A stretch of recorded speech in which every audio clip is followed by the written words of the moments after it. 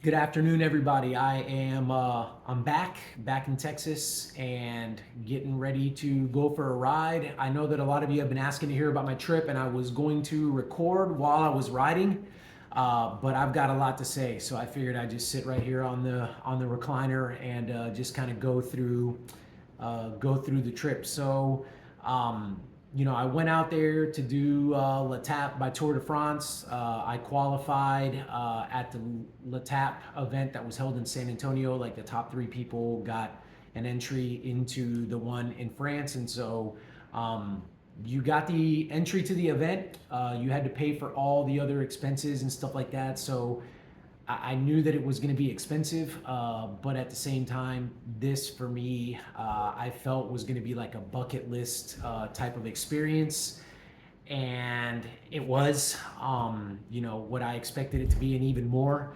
Just super thankful that my wife okayed it and said, let's do it. But at the onset, I said, I'm not going to go if I'm going by myself. And I want you to come with me. I want to experience this with me. So the first thing that I got to say is this doesn't happen without the support of my wife. I don't know. There's not much more that I can say. Just super, super grateful for that. So, thank you, Kristen. So we, booked the trip. Flew into Geneva, Switzerland, because it's right on the border of France, and the stage was going to be starting in Albertville, which is like in the Alps already. And so, flew into Geneva. We went out there a few days before we were going to get picked up on Friday to drive down to Albertville with the Sportive company that we booked with.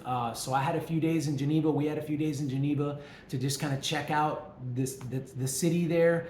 And obviously, I went for some bike rides out there, and that was my first foray, my first taste of getting into some mountains. I would cross into France. I'd go south and cross into France every day that I was out there, and got to ride some incredible climbs. If the trip would have ended right then and there, it would have been a tremendous success because, again, just being from Texas, I had never done anything like that. I had never climbed like that, and so just unreal, just awesome. So that was a lot of fun. But then Friday we get picked up for the reason why we're out there. We get picked up and then we head down into Albertville. The stage started in Albertville, but our hotel that we had booked was in a town called Bjorg San Maurice, which is further along the route. It was only about 10 kilometers from the summit finish, the last climb that I was going to do for the ride for the L'Etape event. And so that town was like smack dab in the Alps. So we get there on Friday and we go out to try to have some lunch. And I'm able to go for a bike ride later on that day after I put my bike together, make sure that everything works. And I did a climb called the San Bernardino. That was the longest climb that I did while I was there. It was a 27-kilometer climb. So 30 kilometers is 18.6 miles. So really long, and it only averaged about 4.5%. So it was a really nice climb. I took my time on these climbs. I stopped. I got videos. I got pictures. But the cool thing about this climb was that it crossed into Italy. And so there was a storm that was looking to come in though, and I was hoping that I was going to be able to make it all the way to the top before it rained and thunder and all that kind of stuff. And it was really touch and go. Once I got like 10, 12, 15K in, the clouds looked really close, but I was like, man, it's going to take a lot to get me out of here. Thankfully, I got to the top of this climb, and it was like there was a little kind of ski station there, but my head unit didn't tell me that the climb was over, and I'm glad it didn't. It told me that I had like 300 more meters, and I'm glad it did because I kind of went around this bend, and then I saw the sign to go into Italy. And that was one of the things I wanted to do. I wanted to cross the border. I wanted to go from France to Italy. So I rode from Geneva, Switzerland. I rode into France, and then I rode from France into Italy. Just super cool. Sent a little video to my former teammate, good friend of mine. Matteo Vignani, who's Italian. So that climb was really cool. I feel like that was my favorite climb. It was the most picturesque, just on the way up with all the switchbacks and stuff. The scenery was constantly changing. I got to look down into the valley and see the Bjork St. Maurice, like the hotel that I was staying at. So that one was really, really cool. But this took me all the way to Friday. By the time Friday came around, I don't know how much climbing I had done, but I had done a lot of climbing in just like 3 rides. But then, we head into Sunday. Sunday was the sportif. So Saturday, we rode into the expo to go check in. We had to leave our bikes there. We had to get our numbers and kind of do all that. It was nuts.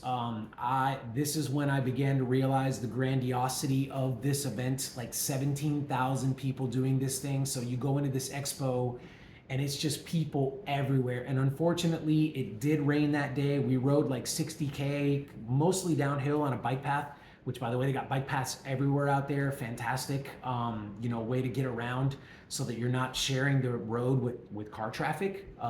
Genius. But it rained on us, and it was just kind of miserable being in that expo. Super cold, but you had to get these things done. You had to leave your bike there, so we got bussed back to the hotel that we were staying at. But anyhow, everything's kind of already, set and ready to go. Had a pretty relaxing evening, and on to Sunday. Sunday, 3:45 a.m. wake up, because buses are rolling at 4:45 to get us down to Albertville. My start time was 7:15, but again, 17,000 people, you get there, things take a little bit longer. You've got to pick up your bike. You've got to get everything in order. You've got to, I had a bag with stuff that you can leave up at, like they would transport out to the top of the last climb, so that you had to change of clothes or whatever it is you wanted to put in that bag, waiting for you at the top. But just what an operation. The ASO puts this on, so it's like literally the same organization that puts on the Tour de France, and like what a tremendous undertaking. Logistically, just incredible. The people working it, incredible. And so here we are. I started at 7:15 and I'm in the start pen by 6:30, and I'm not even the first guy there. Start pen is already like super full. So they do this thing in waves depending on how quick they think you're going to do it, depending on results that you've sent in or estimated time that you've sent in. Real quick funny note, if you want to have a laugh, I estimated my time for this event would be 4.5 hours. Well, that's what the guy that won the entire event did. He did the 83 miles with 15,000 feet of climbing in 4.5 hours, and here I am thinking I was going to do it in that. I'll spoil it now. It took me 6 hours. But anyhow, that earned me pen number 2, but I wasn't going to race it. I was going to ride it easy. I was going to take it all in. I was going to just enjoy it for what it was.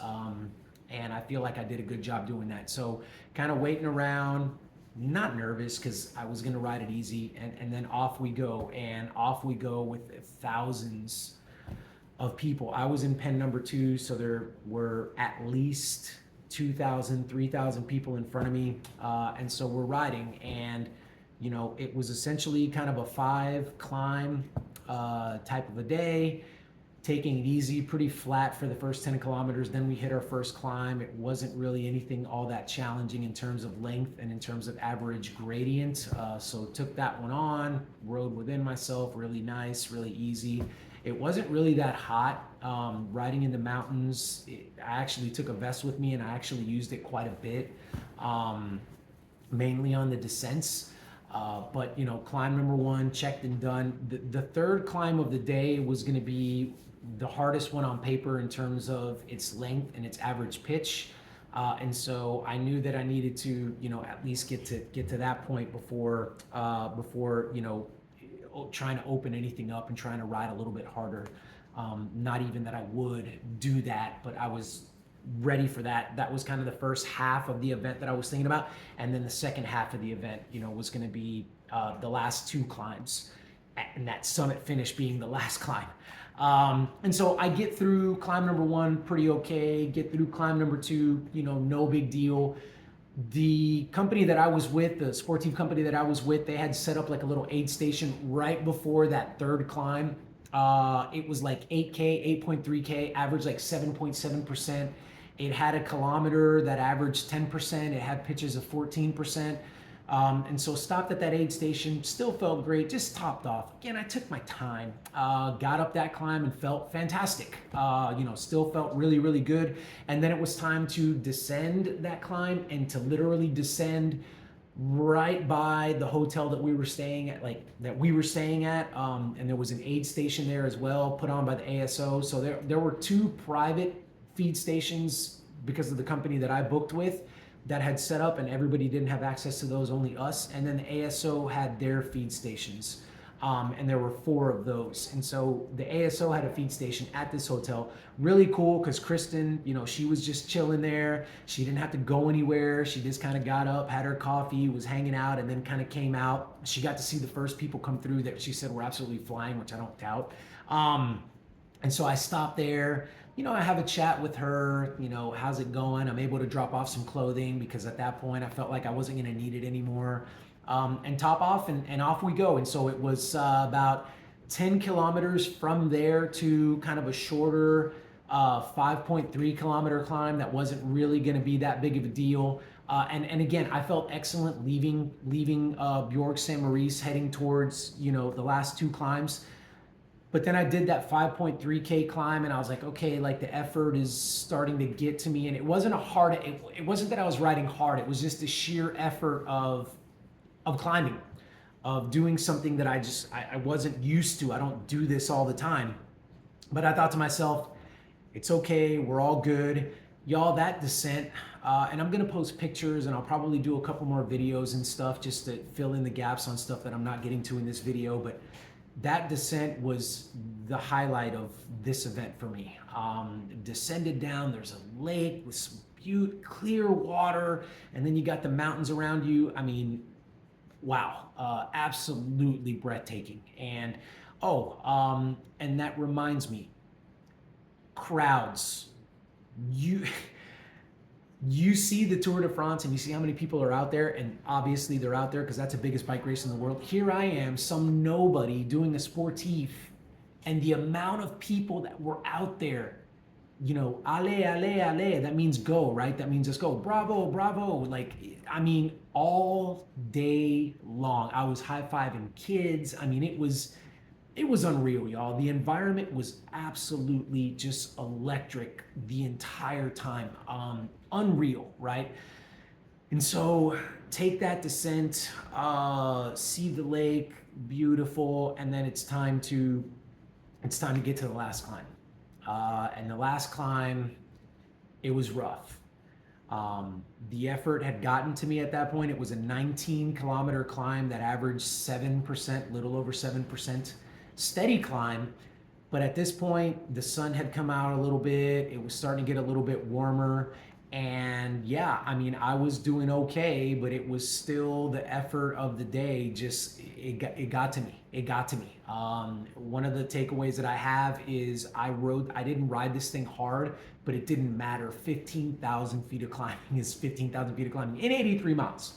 And I got worn down. I got tired, and it was pretty difficult. The clouds came through and kind of cooled it down for us. So that was nice. But yeah, I started counting down the kilometers. Out there they put, like, every kilometer they'll put a little kind of placard or like little stone kind of monument down on the ground that tells you, hey, this is how many kilometers you have left to go, and then this is the average pitch for this next kilometer. And I was just watching those, probably starting at about 14K, 13K, 12K, 11K. Okay, I'm in single digits. I've only got 8 kilometers, like 5 miles. Okay, I'm at 6 kilometers. Like, I've got, and just counting it down. Got to the top, finished the event. They call your name, cross the line, they give you a finishing medal, and I'm just looking around and it's like zombie land, people laying down, people just no shoes on. I mean, it's like, people are in a bad way. Get my medal, and then I realize, like, holy cow, my legs feel terrible. Like, I am so on empty right now. And so I gathered my little duffel bag and started to make my way through a sea of people and kind of start descending down. You had to descend down the last climb because they weren't going to allow you to be at the top. And it's the same thing that the riders are going to do on Friday when they do this stage. There's not enough room up there for all the caravan and the cars and staff and all that stuff. So you have to come down.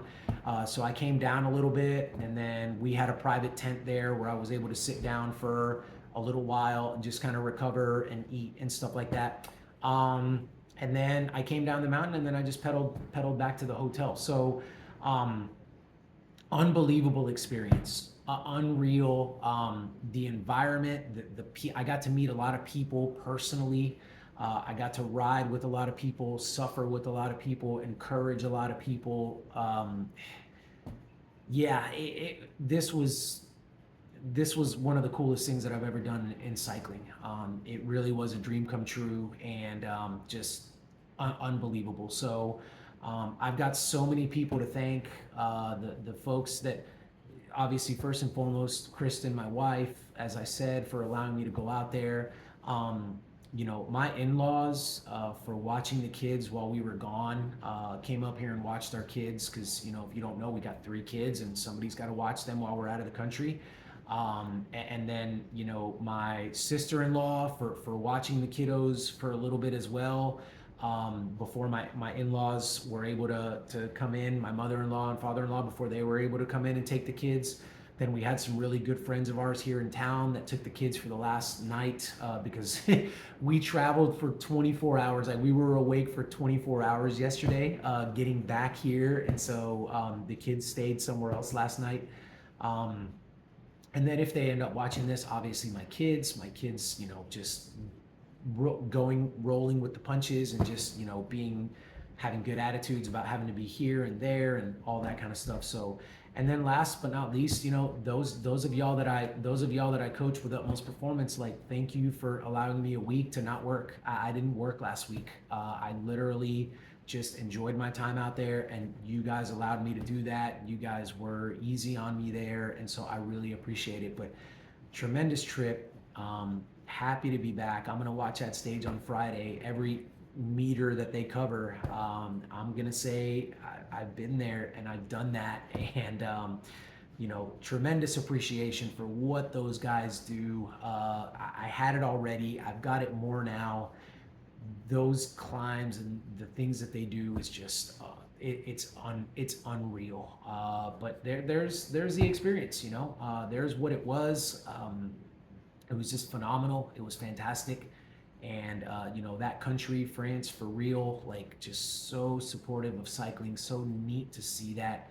And so, yeah, and thank you guys for watching. I don't know if you have any questions or anything, like, let me know. But I will be putting out some of the videos that I took, like, on my camera that was on my bike while I was out there riding in Switzerland and France. I'll put out some pictures and stuff. And yeah, I hope that you guys enjoy it. Thank you guys so much for watching it.